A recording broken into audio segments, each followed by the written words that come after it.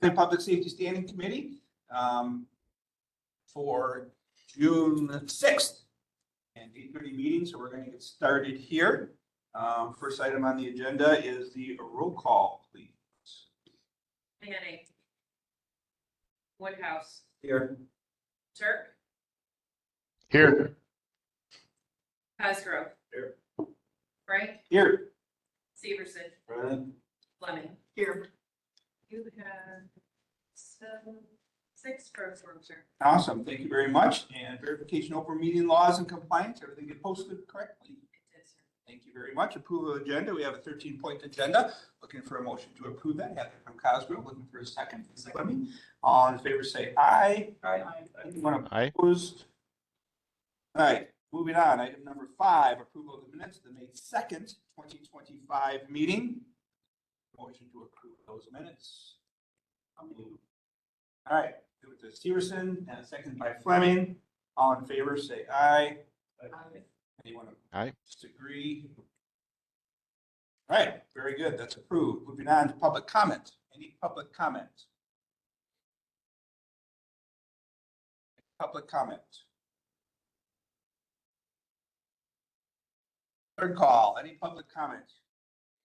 Hearing none. Moving on to item 7, reports. Sheriff Department activities. What do you have, Sheriff?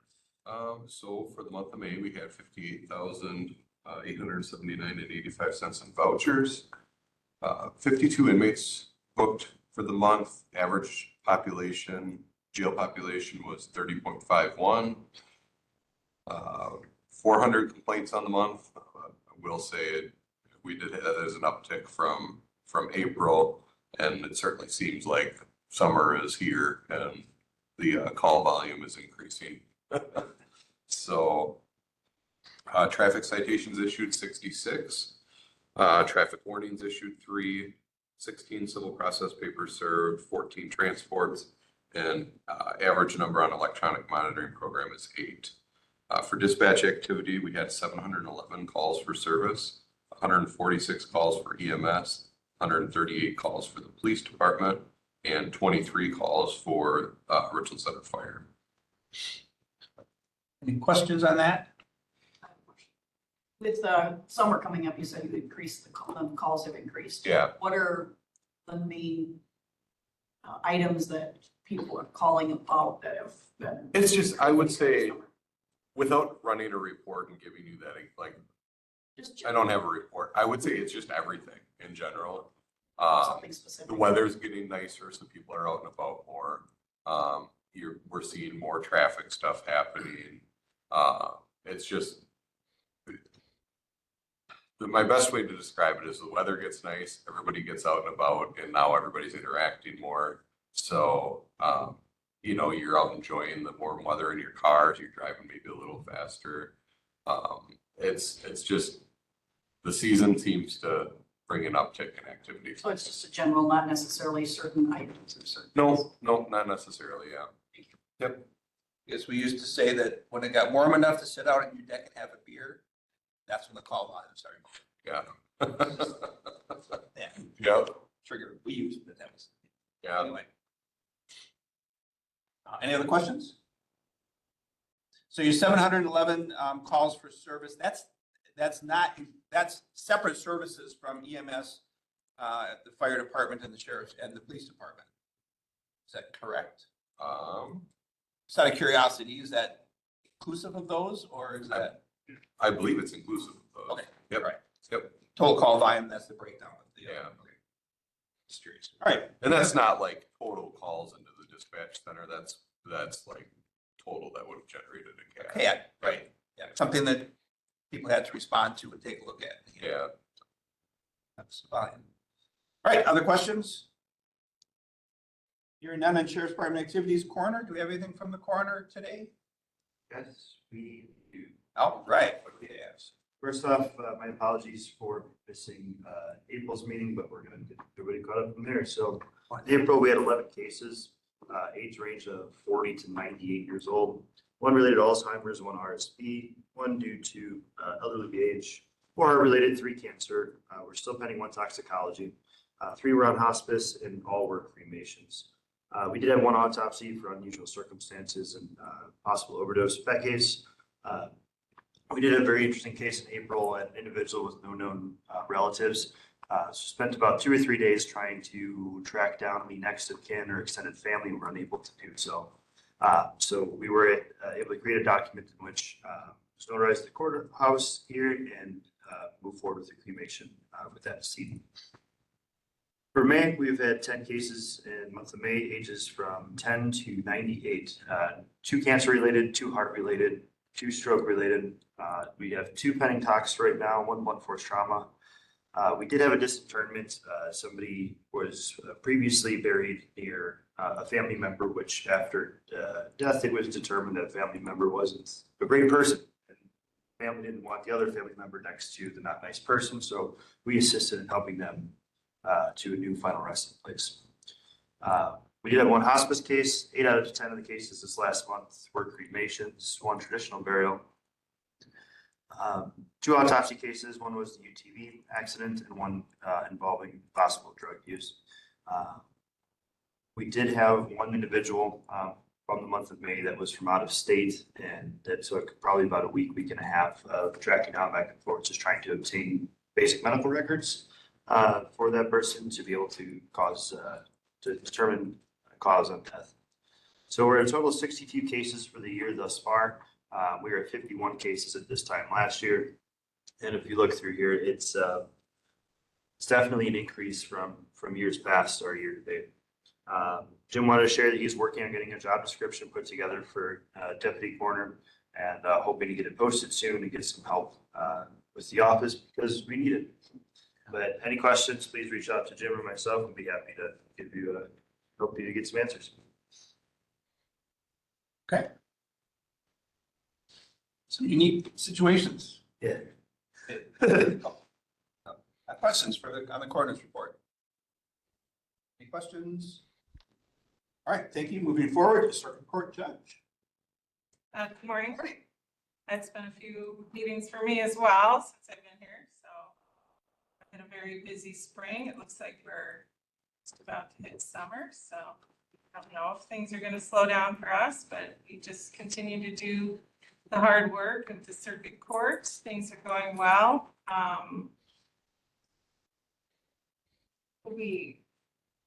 People should know that we have very competent staff. I'm very pleased with our staff. They know what they're doing. They do a good job.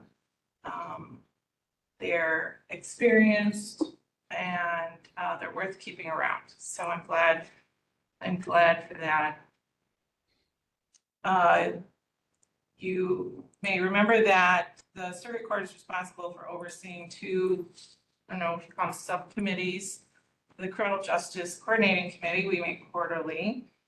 We bring together the stakeholders in the criminal justice system here in the county to discuss issues, problems, ideas. It's a nice way to bring together different people where we would otherwise not do so and talk about ways to improve, resolve issues. A driving force for continuing to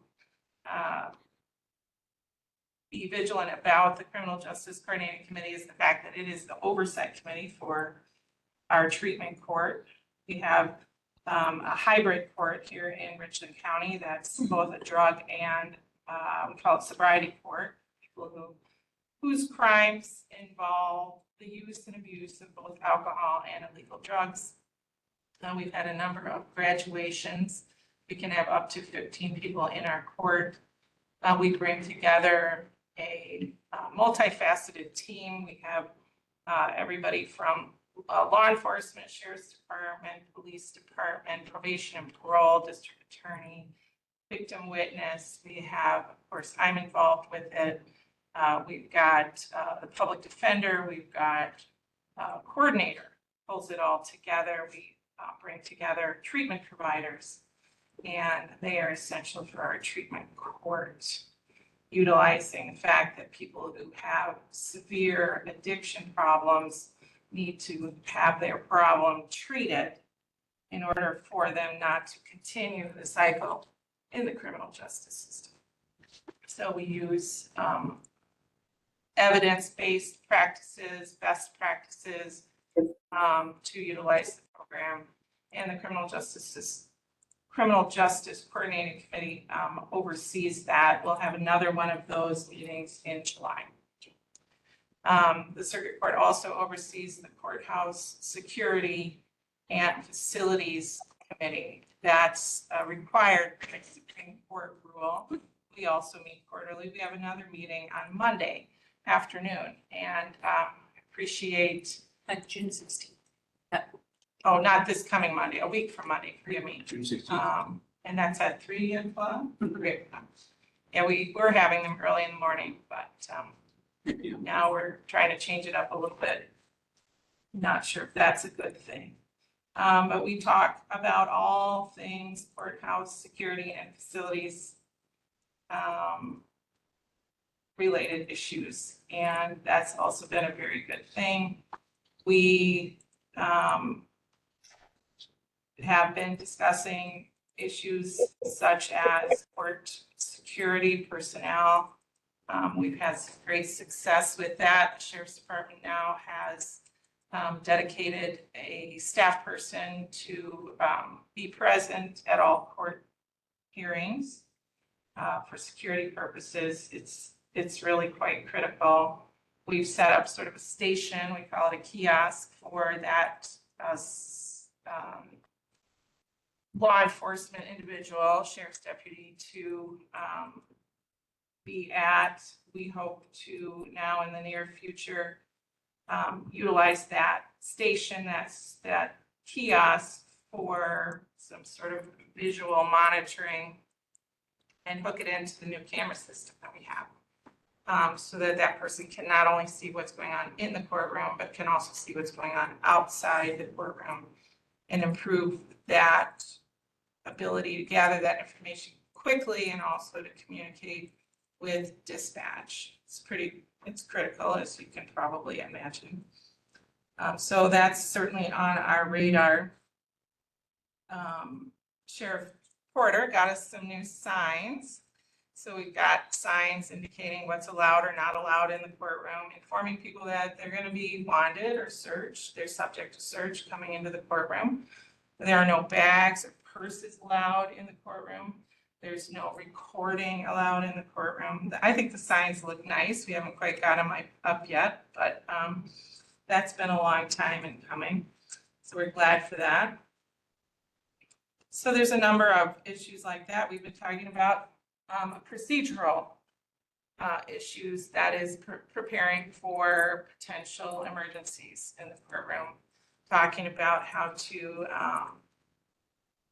schedule like tabletop exercises and involve emergency management with that, and maybe another active shooter drill and get people ready. I went to the court security conference in Appleton.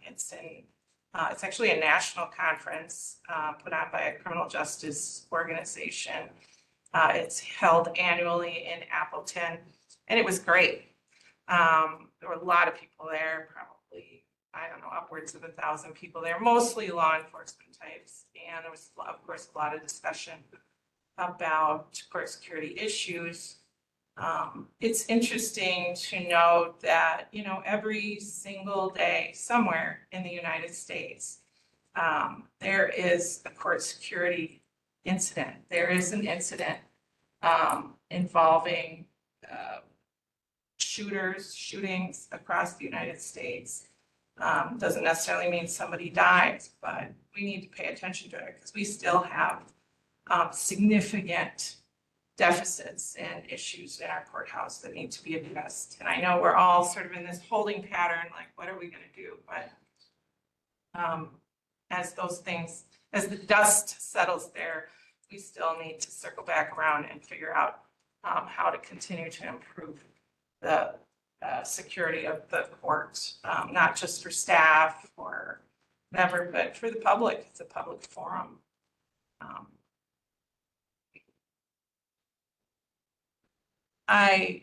We are now suddenly thinking about the CIP money that we need to address. I appreciate Bob Frank's help. He helped us get a whole bunch of new chairs in the courtroom. If you had been up there anytime in the last, I don't know, couple of years, you would have seen that there was a great need for more chairs in the courtroom, to the point that it actually looked ridiculous.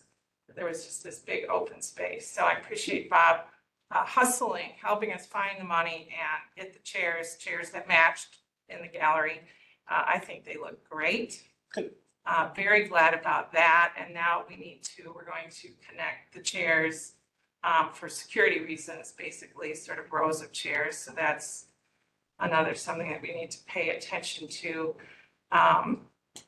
But we do have more needs for long-term projects. I keep talking to folks about our needs in the small courtroom. Small courtroom, we have no amplification in that room. And even though it's not a big courtroom, it's a small courtroom because we have the radiators, 2 radiators in there. When they're on, whether it's for heat or for air conditioning, it's very, very difficult to hear.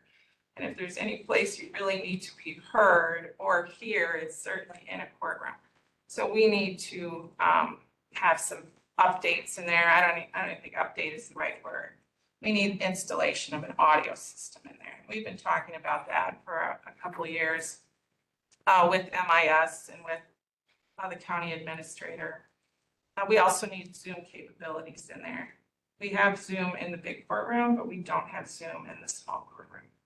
And the reason that that's important is because at any given time, we may have a judge from another county come in. And I personally am not a huge fan of utilizing Zoom for whatever reason. But Zoom has its place and it's needed for today's court system. And out-of-county judges, frankly, use it more than I do. And they come in and they expect to have a Zoom system here. And it's for Richland County cases. And so it's very, very untenable. We just had a situation in the last couple of weeks where we had a judge coming in. We weren't really sure. We thought maybe they weren't going to be in person, but they were. And then we had 2 courtrooms going and they needed Zoom.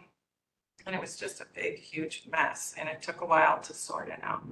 So just basic functionality is what I'm talking about. We need to pay attention to it. And if there is a core function of government, it's certainly, circuit court certainly falls in that category. So I appreciate the attention and support of the county board. And that's why I guess I come and I keep talking about this stuff. So we're making progress, but we're certainly not done yet. So my understanding that from one of the previous meetings is they're kind of the 2 target projects. So I'm trying to make sure I'm getting that clarification right. One is the courtroom, the small courtroom, the video, audio, and the Zoom. And the other one was the notification, the fire alarm notification or incident notification was a topic that got brought up, I think, at the last meeting or a meeting before that. So are those kind of the 2? You mean when there's a security threat? Yeah. Yeah. So we are required to, and we have established a procedure. So if there's some sort of incident or some staff person finds themselves being threatened by an individual, or there's some sort of incident, violence or whatever, we are. Right. I think Stacy mentioned last time that she couldn't hear the announcement that went over the Oh, fire you're talking about the speakers. fire. Yeah, or fire or any announcement at that point. So Sorry. is that a topic we need to also, is that another priority? Those 2 things we need to start focusing on? Okay, so first of all, I misunderstood what you were talking about. Sure. So you're talking about the fire alarms. I wouldn't really consider that courthouse security, a courthouse security issue. I mean, in the sense of, making sure that somebody doesn't come in and harm. That's more of a code type thing. But yeah, we have problems. Like the other day, the lights went on for the fire alarm and there was no sound and there was no follow-up. So, And yeah. And Johnson Controls has been here, to repair. So we had what we had was a bad smoke sensor in one of the cell blocks in the jail. And so it triggered the system. Well, good or bad, depending on how you look at it. I think it's good that we troubleshooting this now. We had a visual notification that there was a problem, but the alarms didn't go off. Okay. So Johnson Controls has been in, they've reprogrammed and repaired that. And I was just talking to Randy the other day, we're gonna get a couple spare sensors now in case one gets bad. Because what happened was that, how many times did that happen that day? 2 or 3? Well, it was going off every 20 minutes. Yes. Yeah. So it was going off every 20 minutes because of that bad sensor. So we're gonna have spare sensors on hand now, so we can replace them and repair them ourselves. And then the other issue is that the system didn't tell us, it told us an area to look. It didn't tell us what sensor Which it one? was. So now we're reprogramming, well, Johnson Controls is gonna reprogram, so we know exactly which sensor is triggering. So, And on that day, it was like, there's like this very bright strobe light that goes off. yeah, And it kept going off every 20 minutes. But there was no sound alarm that went with it, which seems like a problem too. so that was a programming error on Okay, their part. So it's, yeah, that's been adjusted now too. all right. And then, it's kind of bad because then we sort of become desensitized to this and we're like, oh, the alarm went off. It's probably nothing. It's probably not. It's probably a problem down in the day. Yeah. So, All right. Is that similar to the last failure? Or is it categorically different? No, because I think the last time the alarms went off, we still had like a audible, an audible alarm. This was a new phenomenon. I don't know what the programming problem was, but they have been back and they have fixed it. So Randy has more details on that than I do, but Is that something that should be tested? I mean, you have a 6-month courthouse, I don't know. I mean, that's, Would do something. yeah. yeah, That's not a good thing. Like she was saying, get desensitized and yeah. I've got a bunch of people in here who shouldn't be in here. And it should be tested annually by the fire alarm system maintenance company, and then Right. fire inspection then verifies that the testing was appropriate.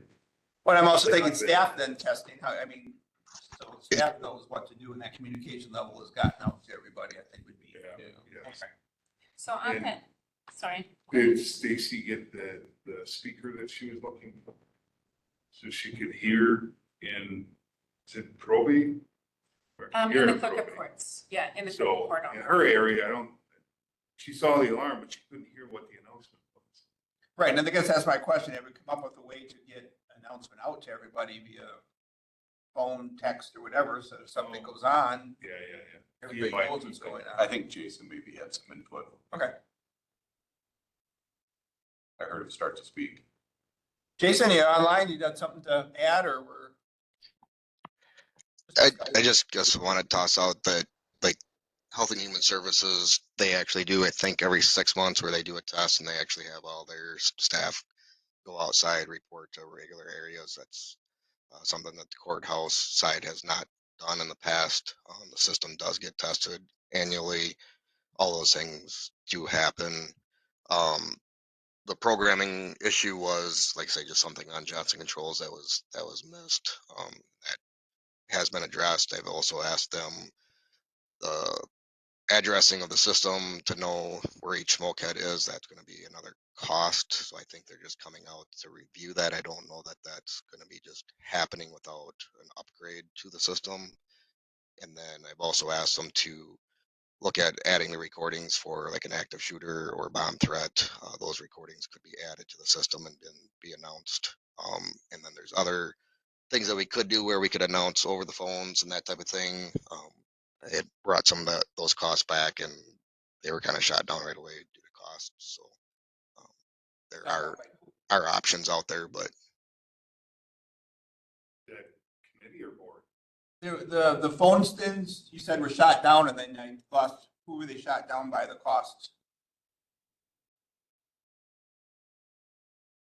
basically just due to budget constraints and stuff like that, that the cost, and then it's not, it's by device and that type of thing. So the cost added pretty rapidly on adding those type of features, but it is something that's doable.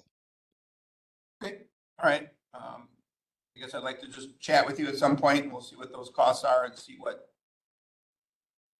come up with. So if it's okay, I'll catch up with you this next week or two. Okay. All right, thank you. Yes. So, just on the fire alarm thing, so I know it's been several years, but I do recall a time a ways back, like Don't close the door. 3, 4, or more years ago. We used to do what HHS does, where the staff actually went outside and our meeting place for our side of the building was over by the church. Mhm. And we actually did that like once a year. We didn't do it a lot, but with all the new staff that we have, I know it has not been done at least in the last 3 years. I say, I don't think it's been so many places here the last time we probably did it. Yeah, so that might be something that we want to implement again, at least once a year. We'll bring that up. We will, there with the, I'll bring that up with the administrators. All right. And then just to, on the project, so, I mean, in addition to the one we just spoke about, I mean, like the judge was saying, I think the main projects, it's the small courtroom, the Zoom and audio amplification, and then courthouse security. So in addition to notification to staff through phones and the updates on the fire alarms, I think those 3 projects are the. Those are the 3 targets. Okay. Yeah. All right. Okay. I'll make sure we're keeping the energy going on. Is that? Did you what? I read in a news article about a trial happening here. There's a bat fund. Yeah, Can you inform us on that? oh, yeah, it was so exciting. So, it was a homicide trial. We were at the court prior to closing arguments. I always have, the court has to read jury instructions. I'm reading to the jury. I mean, it's a big deal. And all of a sudden I hear judge. I look over and somebody's pointing up. And I look up and there's a bat. And the lights, if you remember, the lights look like, the light fixtures are like big bowls, with glass underneath. Sure enough, there's a bat crawling around and all the jurors are looking up like, what's going on? So we had to stop everything. We had a very full courtroom. We had about 75 people in the courtroom. Everything had to stop, had cleared out. And Randy, genius Randy has devised a bat extraction device. It's amazing because of course the ceilings in there are about 30 feet tall. So everybody got out of there. Randy comes in and brings it's a shop vac with about 30 feet of PVC pipe, vacuum hose over the top. So, and of course, it's just big bowls with the top is open. And so, and like he normally does, because it's not necessarily a rare event to have bats. He has a device, therefore we need it. It's obviously been used numerous times if you have to create the device for this. And he's an expert. We But- had a county board meeting in session one time, and the bat was flying around, we had to get that out, it was at here. Yeah. To get the bat. Yeah. So, yeah, that, it is what it is, but it was a big disruption. And, I know that there's been a lot of work done on bat issues, but I think it highlights the fact that we have a very old, very dysfunctional facility here. And even, extreme efforts have not eliminated the problem. There was no way for us to continue until that bat was taken care of. And if there hadn't been a device to deal with it quickly, honestly, I don't know what we would have done. Yeah. Okay. Yeah, we had some media attention for that trial. And so that, for whatever reason, seemed to have made it into all of the Notes. whatever news clips about it. All right. Thank you. Good things. Good. Thank you for bringing that up. Other questions, other comments for the circuit court judge? All right, hearing none, clerk of court, Stacy's not here. She did send an email and I did have a chance to chat with her this last week. So the email's pretty much everything we should need. Any other questions for her? We can correct that at a later time. All right, register and probate. So I don't have a lot. It's been, again, I was gone last month and sent my deputy Jenny, so that's nice that she gets to attend when I'm not here. I think it's good for you to get to see and meet her as well. So that's good. The budget's right on track. And I just wanted to reiterate a couple of things that the judge said. So it's been a very, very busy spring, just taking care of court business, I feel like. So I just wanted to point out sometimes that it is challenging to just keep business going, doing all of the court things, doing all of the out of county things, and then trying to also put the time and effort and energy into projects. So sometimes I feel like we just get so busy doing what we need to do on a daily basis, and then all of a sudden, so this month we just got the email from Trish saying, okay, we need to start working on 2026 capital improvement projects. So I'm like, okay, so that's was kind of my front of mind this week is, all right, we need to start putting time and energy into planning. And also, as the judge said, we had just experienced the challenge of having a visiting judge in the small courtroom. It was a change that wasn't anticipated, but just to give you an example for your understanding. So sometimes there can be a status or a plea hearing that in a criminal case that changes then to a plea and sentencing. And so then that has to take place in person. And so we need court security all of a sudden. And sometimes those decisions aren't actually changed until the day before. So as court personnel, we are asked to adapt to that change in less than 24 hours. So that affects our office, Stacy's office, court security. So a lot of things go into play in those last minute changes. And then on that note, so if that defendant is in custody in the Richland County Jail or in a prison or wherever, or if we need doctor's testimony, we need another attorney to appear by Zoom at the last minute because a bridge is out somewhere. So these things, just for your understanding, pop up at the last minute. And so that's why in the small courtroom, I've tried to be patient. We as a whole have tried to be patient, but I just wanted to point out that this quote from Marco that we got on the small courtroom installation of amplification and Zoom is from June 15th of 2023. So this has been on our capital improvement projects for the last 3 years. And, because this was a quote we got, so we were talking, planning, requesting, getting quotes. And so I just wanted to bring that to your attention as a committee that we have, we are trying to make do, but I felt very frustrated this last month, just because of the delays and we want to accommodate the visiting judges and make them be able to do their job and move things on and not delay things or reschedule them, but just take care of them as they come up. So I just wanted to express that. The same thing kind of goes along. One of my passions is courthouse security, because I think it's not just the courtroom security, but this whole building. So whether you're on 3rd floor or 1st floor, I'm not a lot, but I'm going up and down between all of the floors. I see people coming in, kind of wandering around. You're asking them if they need help finding places.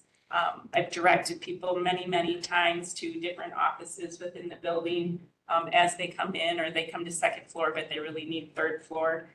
So I do feel like, especially in the last 2 years, the dynamic within the public has changed. There appears to be more mental illness, more drug use.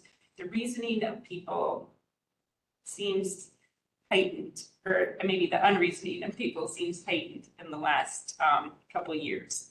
And so we do have incidents reports. We have angry people, unhappy people. But it's not just us on the second floor. I mean, it can also be the treasurer's office or child support or, even zoning down on the first floor. So I just, again, want to restate, I think we need to continue to take measures to improve the security. And I still feel strongly, I think I've said it a half a dozen times, but even if it was random testing or random searches there at the entrance sometimes, that would be a good deterrent, so that people don't necessarily know when they're going to get searched when they come into the courthouse. So anyway, I just wanted to, we have the courthouse security meeting again coming up June 16th at 3:00. That's a Monday afternoon. And so I thank Bob for coming. He's come to the last one. If any other county board supervisors, we only meet quarterly. Progress is kind of slow, but we are making progress. And some of it is just training, awareness, and trying to move forward. The last thing, and this is kind of a question, and I have a couple questions for Jason, just to inform us as a whole. So in the past, we've had some capital improvement money that was set aside for different things, and then we'll be asking again.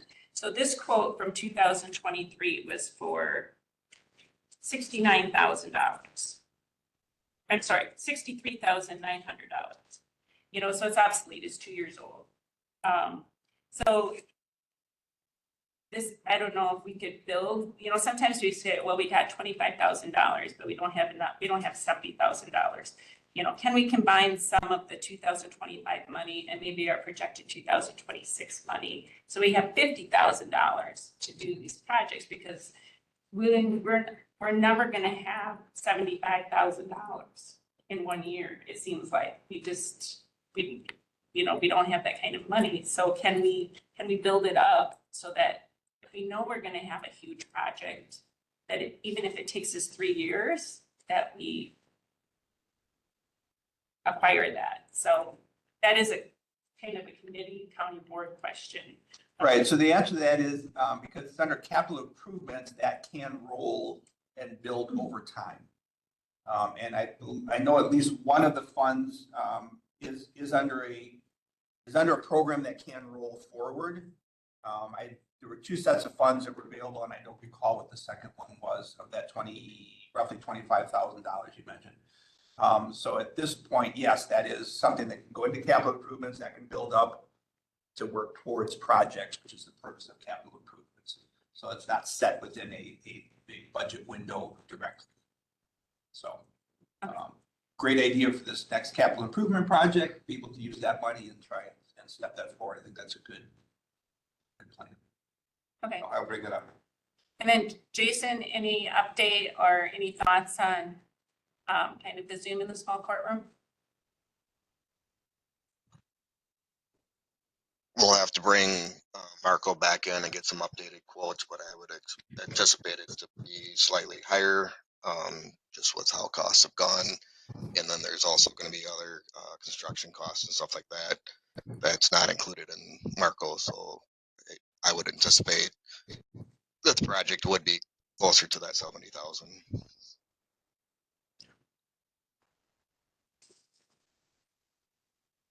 Put it in the list of capital improvements. Let's be moving. And that's just audio, not Zoom. Is that right? Oh, it's both. So you get Zoom and audio. I believe it's both. Yeah. I'd have to do with that goes, but yeah. It would be basically to try to bring the room up to what the large courtroom was, to try to make sure that we have the same functionality. When we go back to when the small courtroom was remodeled, and I had asked if we would ever have the need for that in that room, the answer at that time was no. And, of course, things have changed. So now we're gonna have to tear some of that back out to put in some more piping, more cabling, to get all that stuff routed in there. So, we're gonna try to get it set up so that the the functionality is the same so that we don't run into this down the road of this room's got Zoom, but it doesn't have a Polycom or vice versa. So we want to try to configure it so that that the functionality, no matter where the courts need to have access, is going to be set up the same and function the same. Makes it a lot easier to have them identical, yes. Yeah, great. Okay. All right? Little nibbles sometimes. Anything else? No? Okay, all right. District Attorney then? Not here right now. Any comments, anything? Haven't gotten anything in? Okay, Emergency Management. Yes, so we actually have a short presentation for everybody today, talk about the role of what a county emergency manager is, and how it's kind of scoped out within through the state statutes. I will apologize, there's one slide with an error on it. I guess my edit didn't upload with the other. It does reference Iowa County for their KPG and EPGRA funding, but we'll talk on that when that slide comes up, but that's not accurately reflected there. But to start off, so emergency management is a cyclical program. It begins with preparedness. So making sure that we are doing emergency planning at the county level, at the level of county facilities, working with courthouse, security, dealing with, helping with figuring out fire alarm system issues, those types of things. So if we're prepared for something to happen, the likelihood of when something does happen and going really bad or us suffering a major loss is really decreased. That also includes training and exercises. So we talked about like the tabletop exercises, for instance, holding mass casualty drills every few years with local public safety agencies. And then on to response. So when a disaster does strike, I myself as the county emergency manager then becomes the emergency operations center manager. And then we also therefore become the point of contact with state emergency management. And that is just through that response piece. As we move into recovery, we're going to be communicating with local government. One of the big functions of emergency management is to ensure the continuity and functionality of local municipal government at the county level, the city level, towns and villages. We need to make sure that the infrastructure is in place and the area to meet is available so government operations can continue no matter how bad a disaster becomes. And then we get to advocate for the individuals impacted. So that's utilizing the Wisconsin Disaster Fund or the FEMA Disaster Fund. So we'll go out, do damage assessments, document what our estimated losses are, and try and achieve a certain number that they set forth based on Per capita. exactly. Percentage. So if we reach a certain damage value per capita, that's when the Wisconsin Disaster Fund or FEMA will start kicking in funds. Typically, that's going to fund your local mitigation programs. A lot less of pay to fix the driveway that got washed out, but hey, let's look at a dike system for a flood area. So that moves on to mitigation. So if we can prevent the disaster from happening in the first place, obviously there's Mother Nature, act of God, which you can't prevent. The things that we can forecast and prevent, we do our best to absolutely do that. And John, you want to talk on the resiliency piece a little bit? Yeah, we do have a Richland Resiliency Group. I think anyone here is a member of. Southwest Regional Planning Commission pretty much headed it up to begin with out of the mitigation plan that I just wrote here a couple of years ago. So we took the mitigation plan that we just updated and looked at all of the easier municipality procedural policy changes that could be made in order for the strategies that were identified in the mitigation plan to be implemented, and then strengthened and then brought in the continuity going into the future. One of the biggest problems with the mitigation plan is that it tends to be a project to project basis. And then once the projects are done, there's no more mitigation being done. So I mean, you can reduce the impacts through mitigation as projects continue to be implemented, but that doesn't give you the full mitigation effect that you're looking for. So Darren and I and Ellen Tyler and Troy Magee and Southwest Regional Planning Commission put together a resilience group for Richland County in order to go out and create this like underlayment to the mitigation plan that keeps the mitigation plan alive by having some other emphasis areas be identified outside of the mitigation plan that supports the mitigation plan.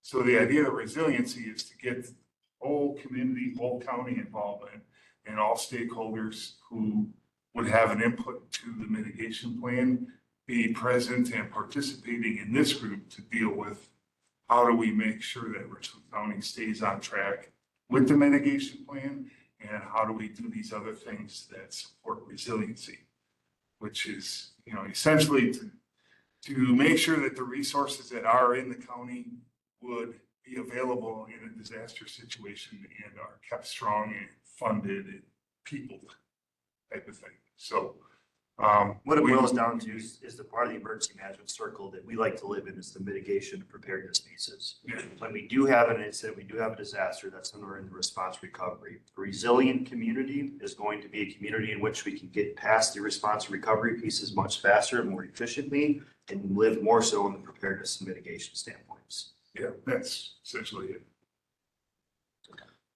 So Wisconsin statute 323.14 is the county's role in emergency management. So that means is our office develops and maintains emergency management plans. We have the basic emergency plan for the county. We also collaborate with the local municipalities, city, villages, and townships. We have to make sure our plan is compatible to the state's plan, interoperability, and we're all on the same page. Things tend to go a little bit better. County then has to designate a head of emergency management, which the county has done. And provide program oversight. That's what we're sitting here doing today. Moving on. So Wisconsin statute 323.15 is the head of emergency management's role. So number one is implementation of the emergency management plan. Number two is coordinate with municipalities within the county to ensure their plan is compatible with the county's plan. So with our recent, earlier this year meeting with the County Towns Association and reviewing some plans and realizing there's some small municipalities that have some very out-of-date plans because, well, when limited funding, limited people, and you've got two people on a board, it's hard to keep up and update a plan every year. So we're actually working on a way of all the municipalities within the county would have their own addendum within the county basic emergency plan.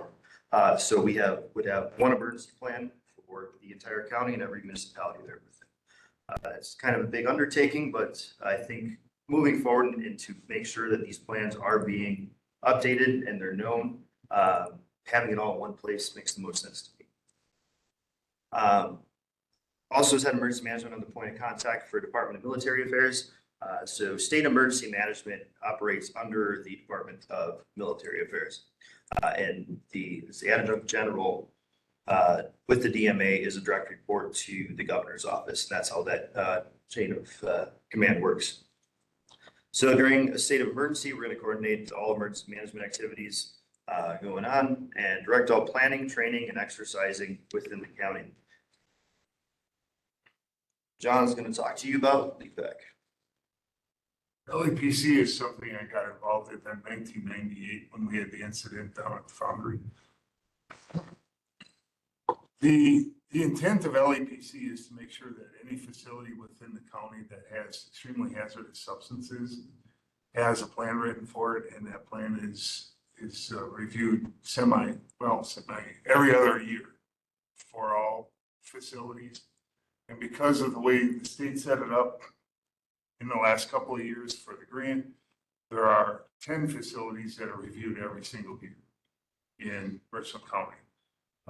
So LEPC is the local emergency planning committee that has oversight over the hazmat planning, which I do for each of the 13 facilities. And they are obligated by EPA mandate in the 80s after Bhopal happened to make sure that the entire community is aware of these facilities and that the plans for a release at one of those facilities is rigorous enough to respond correctly to it.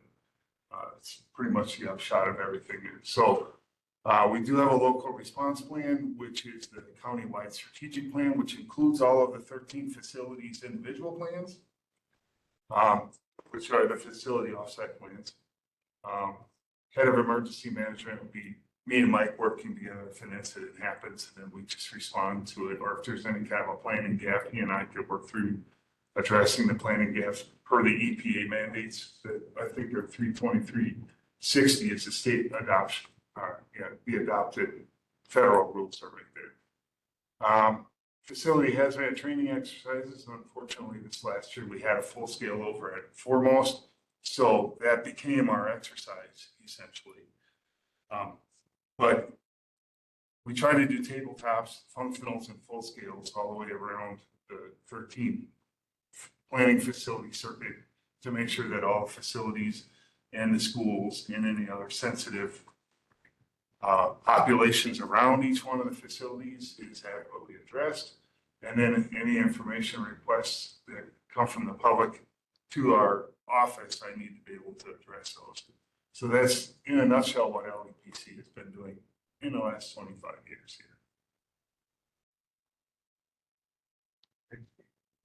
So for our next slide, the EMPG funding requirements. So EMPG is Emergency Management Planning Grant. This makes up a large chunk of the funding for our office. So WEM provides grants to assist in building, maintaining, sustaining to a county or tribal emergency management program to build and sustain emergency management capacity and capabilities. Though the verbiage on that sounds fantastic. With Wisconsin being a home rule state, so as a county, we're home rule. We don't report directly to WEM. We don't answer to WEM. They are a support structure as we are a support structure for the townships in our county.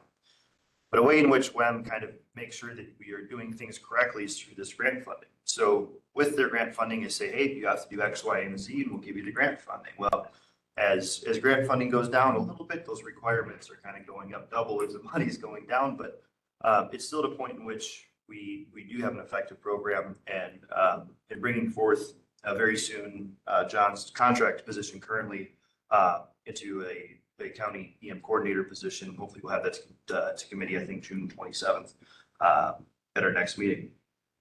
And that's where the bulk of that funding then comes from is the EMPG grant.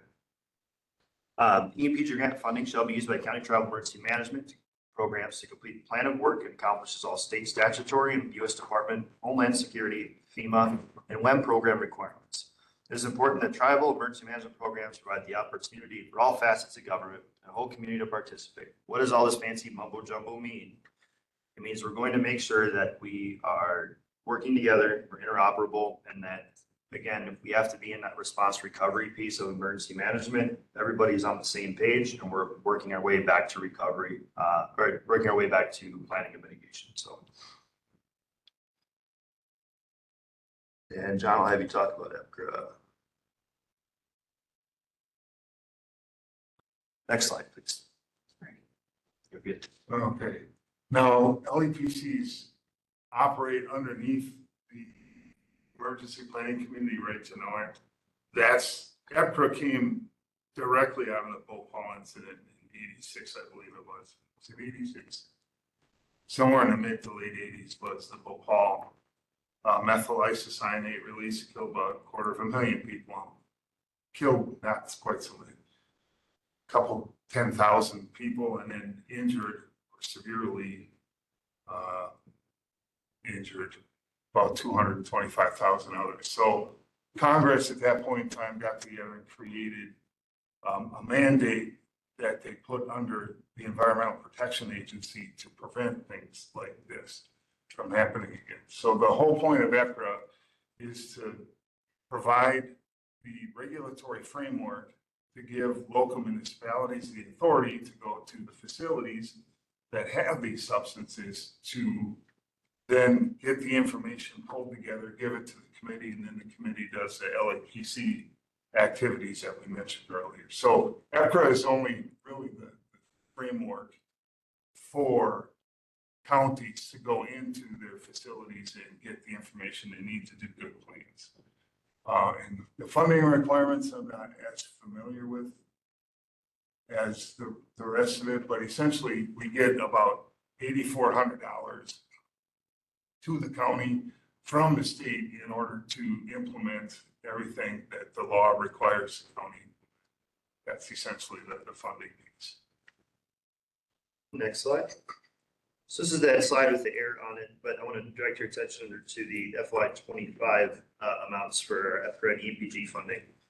So for Richland County this year, we're about $28,000 on our EMPG. I think it was just shy of 28, but good round number there. And about a similar amount, I think 8,200 for EPRA is what we received in grant funding.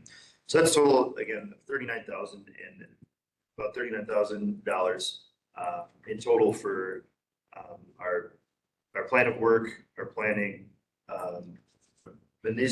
And the EMPG grant is what goes towards our salary funding. So next slide, please. So other roles and responsibilities for County Emergency Management Director. So coordinating with Wisconsin Disaster Fund, and if there is a disaster here, making sure that we have compiled all of the damage assessments and needed information, locations, and impacts local individuals or infrastructure or governments and recovery piece of that. We are the point of contact for FEMA during presidential disaster declarations. We are the subject matter experts on hazard mitigation, whole community recovery, and again, that is the big part of that resilience group piece. Public safety rep for Land Information Council, so we work quite a bit with land information, and I think we got some good mapping things coming forward. Hopefully, county GIS. Fingers crossed. So we partner with different economic development organizations because as we are developing our communities, we want to make sure that where infrastructure is going in, where plans are for future land use, it's going into places where those buildings can be safe, especially if they're storing chemicals. We are also the county government's liaison between all public safety, between the county and all public safety agencies operating within the county boundaries. So next slide here talks about common positions within emergency management, and we utilize two of these in the county. That's the two bottom ones here. I'll touch on those. So again, next meeting we'll probably be talking about this emergency management coordinator position. So they're responsible for overseeing and coordinating all activities of the emergency management program. The coordinator often liaises with elected officials as well as police chiefs, EMS chiefs, fire chiefs, health officers, zoning administrator, and highway commissioner, where the emergency management director maintains full accountability and oversight of the entire program. Really how it breaks down is John is phenomenal at the administrative FEMA grant writing. They don't go out of their way to make it easy to get funding to do really important things for your community. And that's his main focus in the planning side and the hazard mitigation piece. So really looking forward to hopefully getting that accomplished here soon. Next slide. So in the incident response piece of the puzzle here, how that's structured is there's an incident that occurs, and all incidents begin and end with the local authority having jurisdiction. So if an incident happens right outside of the courthouse here, a major, let's say spill of some type of chemical, it's in the city of Richland Center, that incident's going to start there with them being the authority having jurisdiction. That's where it's going to end as well. We're there to support, not to take over. So there'll be it's a command post, and once the local resources become depleted in trying to mitigate this disaster, they can then request county assistance. So then any county resources that we do have available, we will certainly allocate to that incident. And once we run out of resources, then I start talking with my the on-call duty officer for Wisconsin Emergency Management Regional Director. And now we have access to every state asset that exists within the state of Wisconsin to potentially bring here and mitigate this disaster. If we're able to do it with the state resources available, fantastic. If we still are in a position in which we need more resources to mitigate this incident, we then would have access to any and all federal resources to come in and mitigate. So once the request for assets is approved, they respond to the incident. But again, when they respond to the incident, FEMA doesn't come in and say, hey, this is my show. They're coming to the EOC, they're coming to the local command post and saying, we're here to help, how can we help? And that is the most important piece of this puzzle is We at the county level, them at the state level, at the federal level, we're not there to take things over. We're there to support the work of the authority having jurisdiction. Next slide, please. So in summary, county emergency manager, we do planner, organizer, communicator, facilitator, educator, liaison, and advisor. Next slide, and I think this is probably the most encompassing one. That about sums it up. So kind of herding cats here a little bit, but we're able to get it done. So if you have any questions, my contact information is on the last slide here.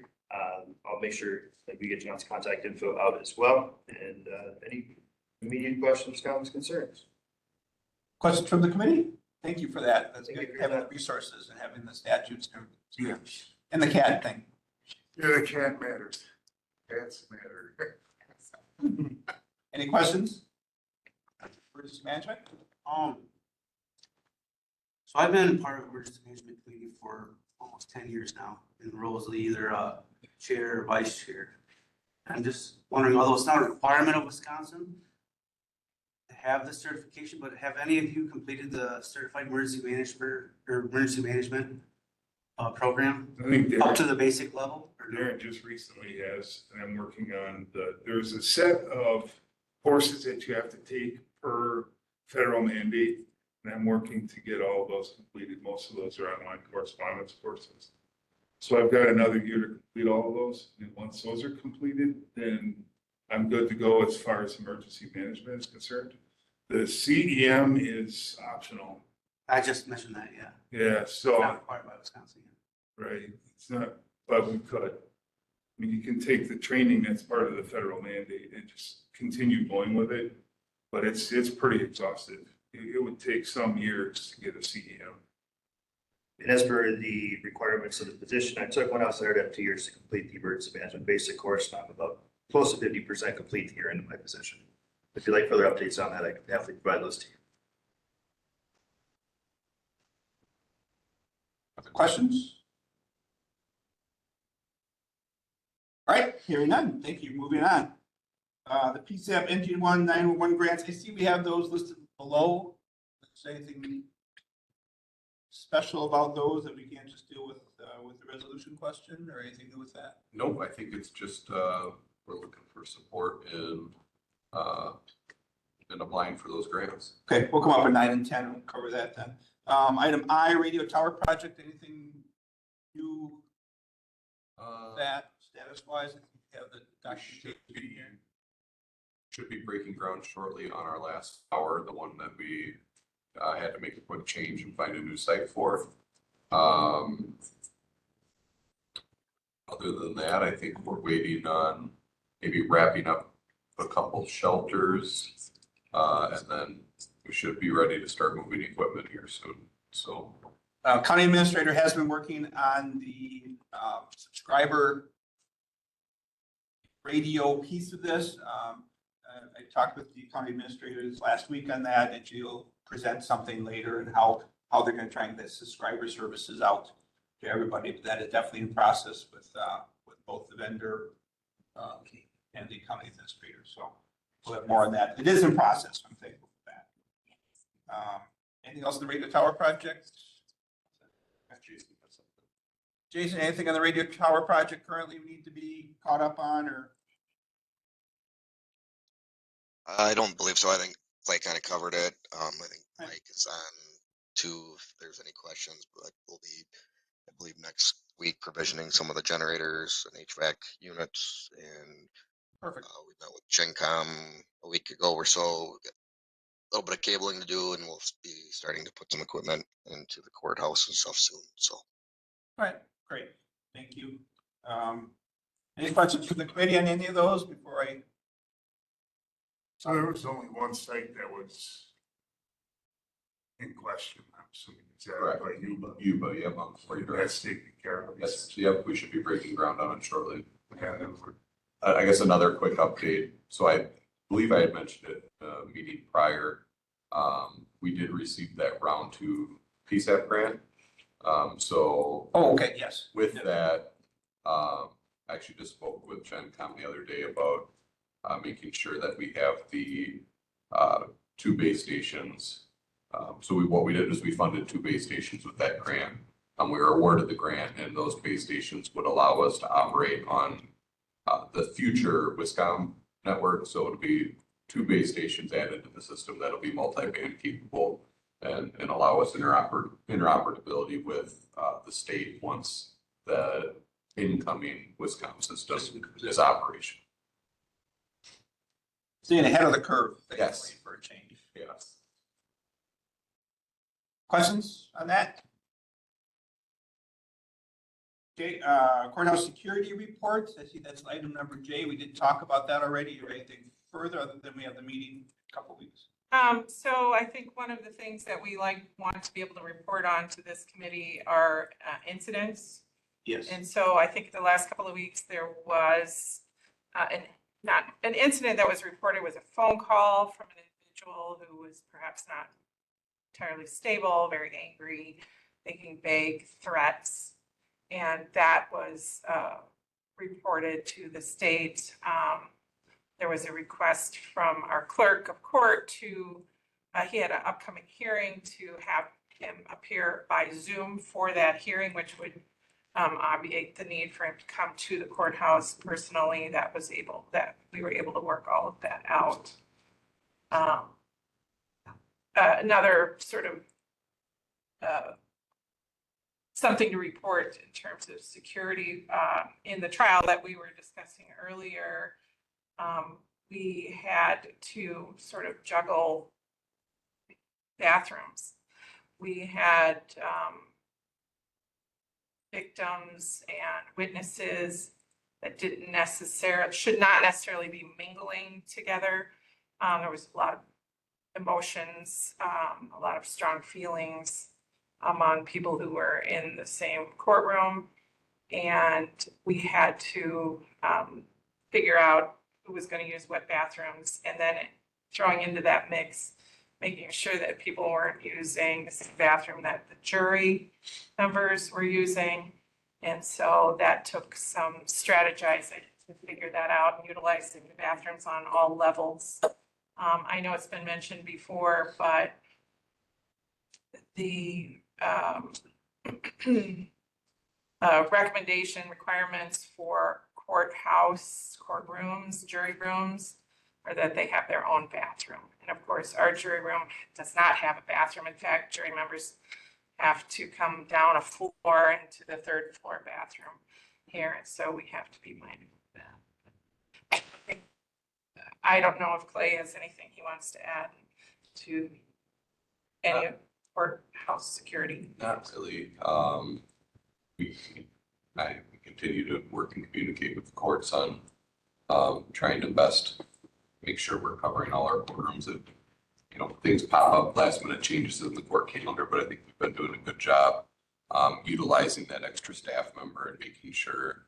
Actually, and lately we've been using our casual staff again on a fairly regular basis, just with some staffing things going on in the sheriff's office. But I think that extra position certainly has really helped us with maintaining court security coverage and really streamlining those processes. So. Very good, thank you. Item 8, approval of monthly invoices. Everybody's had a chance, they're in the file. Any questions on those? Any questions on the monthly?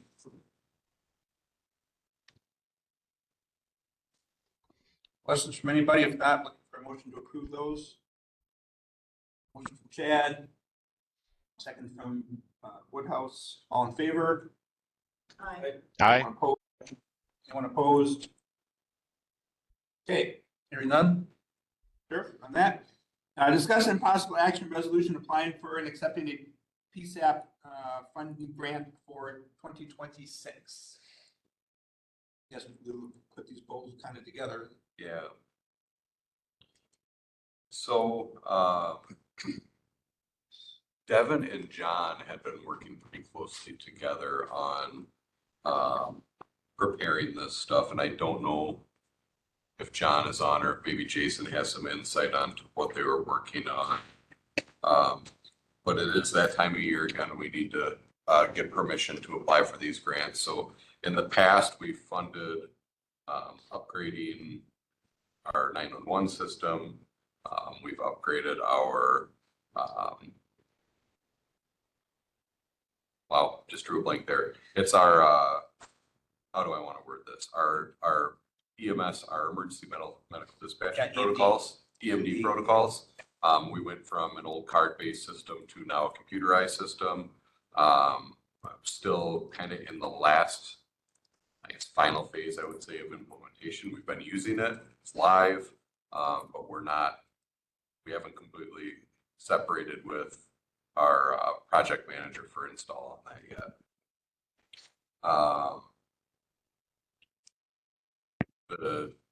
And GIS side of that, we funded a lot of our mapping updates and stuff like that, making sure that our maps are ready to go on the EZNet. So we funded a lot of projects with updating and making our maps current and accurate with the GIS side. And we're going to continue on the track of those projects. So in the previous years, because we don't know what your numbers are going to be yet for what you're putting in. Yeah. And we don't know what the state funding is going to be yet. We have to wait for the state budget to get approved. Hopefully that's going to be done by July 1st. However, that could go later. The last time we did this, the proposal to the county board was up to the maximum award amount, which hopefully, don't know for sure, is going to be $750,000 per county for use. Not everybody's going to use it, some will, some won't. So I guess my recommendation is that we would do this grant, this resolution to the maximum award possible. Unfortunately, we don't know what the state's going to do yet. But if we don't do it, then we're waiting another month and that grant award hopefully is going to come out in July.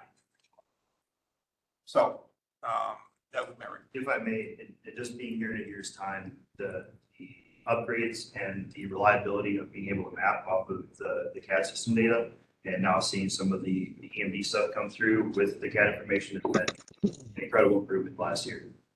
We were about 60% accurate with the I am responding mapping when I started. We're about 90-95% accuracy right now with our mapping. So kudos to everybody on that. It's been phenomenal. Excellent. That's what we want to hear. The grant funding doing working. This is John. Yes, John. We did work on putting together resolutions that will go to board, and that does have the wording in there for funding up to 750,000. Okay, I don't see those documents in here. So what about the PSAP, or I'm sorry, what about the GIS one? Is that also? Same thing. I can pull it up quick. I think Devin had done these.